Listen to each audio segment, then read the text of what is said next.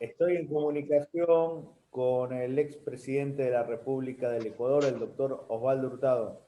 Doctor Hurtado, muchas gracias por acceder a esta entrevista, muy amable como siempre.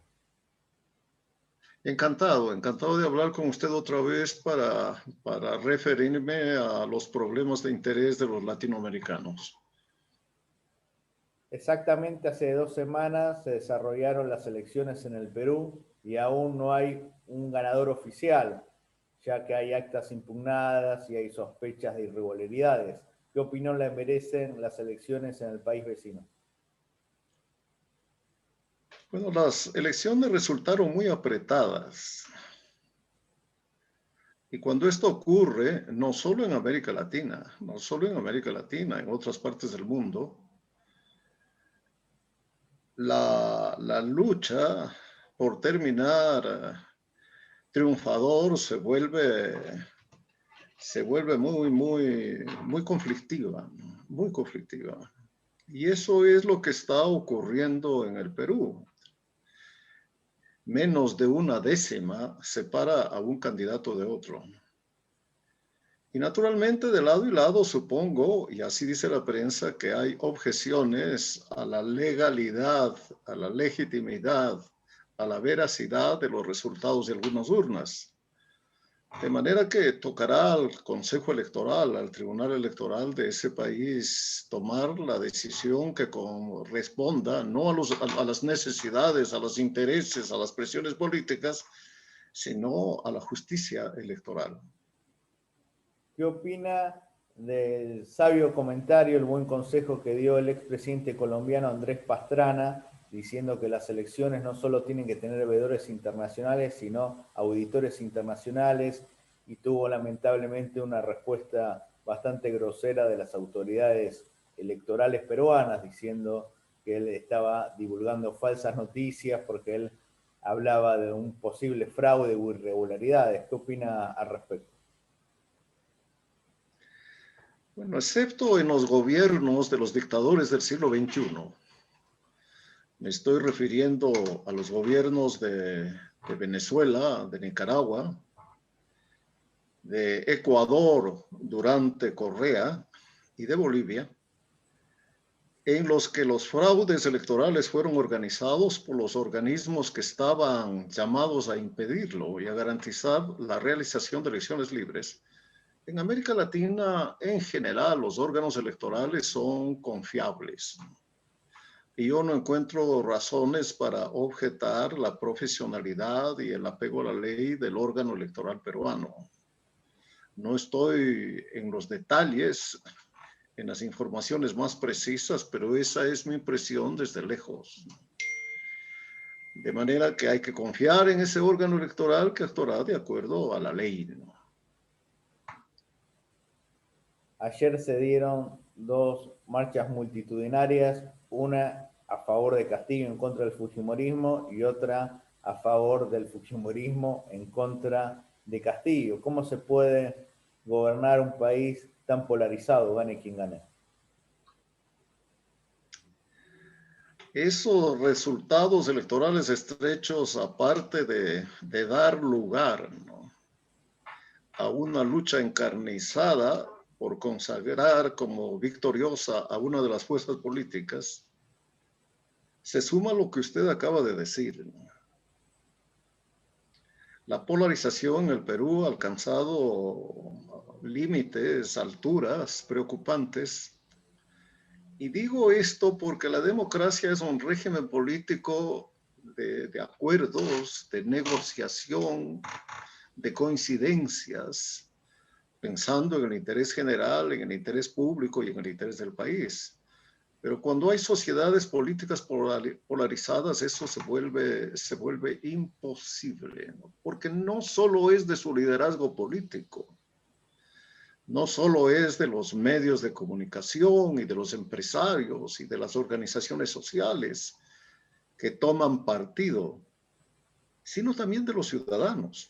Y estas marchas multitudinarias a las que usted hace referencia son una expresión callejera de algo que va a perturbar al próximo gobierno del Perú, cualquiera sea, ¿no? Por una razón adicional además, porque ninguno de los dos partidos cuasi triunfadores tendrá una representación importante en la Asamblea, en el Congreso Nacional, ¿no? Será uno de los tantos grupos minoritarios. En esas condiciones es muy difícil llevar adelante una política económica, para mencionar la más compleja a cargo de los gobiernos después de la pandemia. Hay dos escenarios posibles. Keiko presidente, que se sobreentiende que tendría una buena relación con el Ecuador, ya que ideológicamente está más cercana a Lazo, y la otra posibilidad, Pedro Castillo presidente, que es diametralmente opuesto a la ideología de Lazo y más cercano al correísmo. En este caso, ¿qué debe primar en la relación bilateral peruano-ecuatoriana? Bueno, las relaciones entre los países son relaciones de Estado. Y pienso, es una opinión personal, ¿no? Yo no formo parte en ningún sentido del gobierno ecuatoriano. Pienso que el presidente Lazo tendrá relaciones estrechas, cordiales con cualquiera sea el próximo presidente del Perú. En la medida, naturalmente, en que el nuevo presidente del Perú se enrumbe dentro de la institucionalidad de la democracia, de la libertad, del pluralismo político, de las elecciones libres y del respeto a la Constitución. Porque el presidente Lazo, el día en que asumió el mando, hizo una tajante definición en este sentido, no refiriéndose a un país específico, pero sí sentando como un principio fundamental de la política exterior de su gobierno. Este año es el año del bicentenario peruano. Es muy importante Ecuador para el Perú, no solo por la historia y por las características que en muchos casos son similares, sino que es un país vecino. En pocas palabras, ¿qué significa para los ecuatorianos el Perú? Bueno, es nuestro vecino. Tenemos relaciones de toda naturaleza, no solo económicas, también militares, políticas, sociales.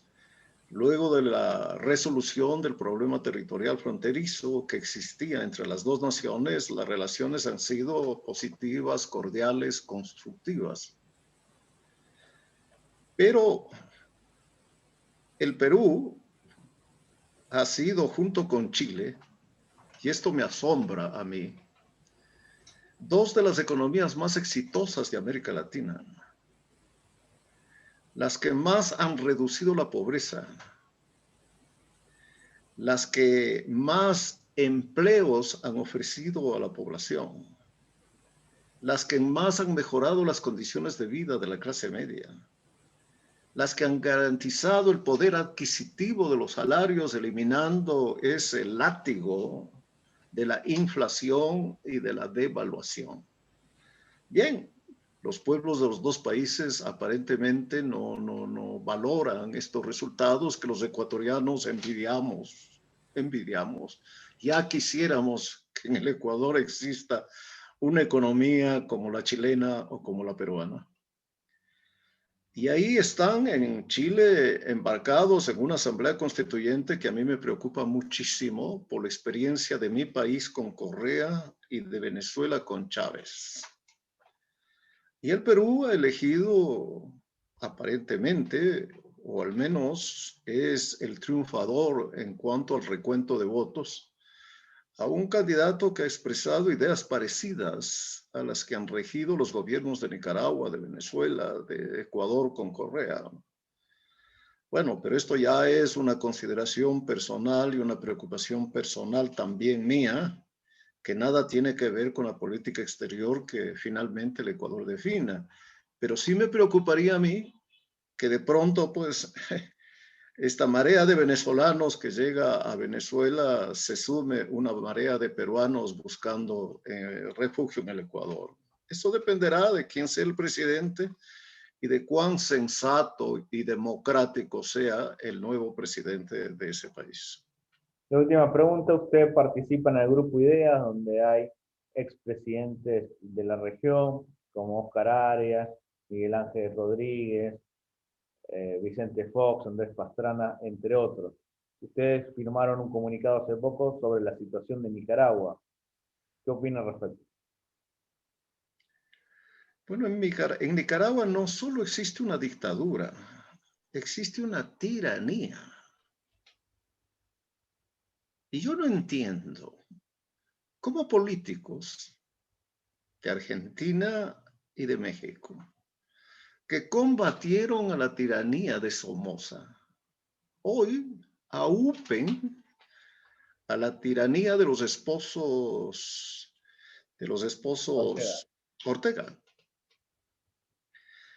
Al decir esto, estoy comentando el voto de los dos países en la última reunión del Consejo Permanente de la OEA, en el que se discutió una resolución llamando a los gobernantes de Nicaragua a respetar la Carta Democrática Interamericana firmada por todos los países de América Latina y que es un tratado internacional obligatorio y que los esposos Correa violan Ortega. todos los días.